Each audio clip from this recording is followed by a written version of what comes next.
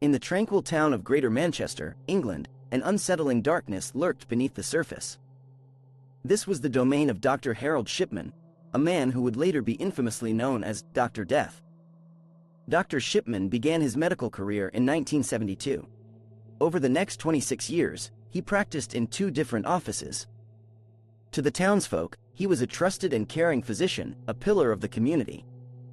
But behind that facade lay a sinister secret.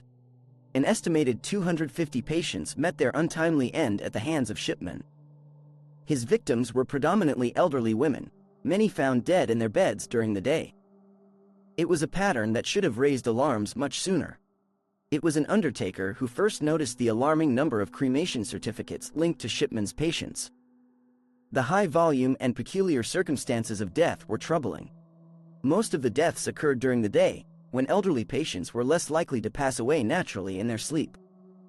Despite these red flags, police investigations were mishandled, allowing Shipman to continue his deadly practices. Investigative errors and a lack of coordination meant that Shipman's activities went unchecked for far too long. In a brazen move, Shipman attempted to forge a will that named him the beneficiary of one of his victims. This act of greed sparked suspicion in the victim's daughter, who took her concerns to the authorities. The ensuing investigation led to Shipman's arrest and eventual conviction in 2000.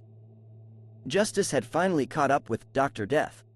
The trial was a somber affair, filled with heart-wrenching testimonies from the families of the victims.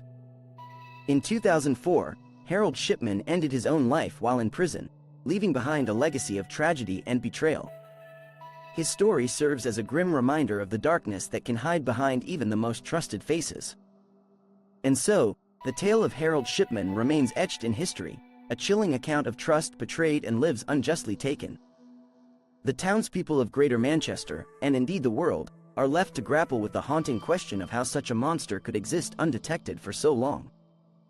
May their souls rest in peace, and may we never forget the lessons learned from this dark chapter in history.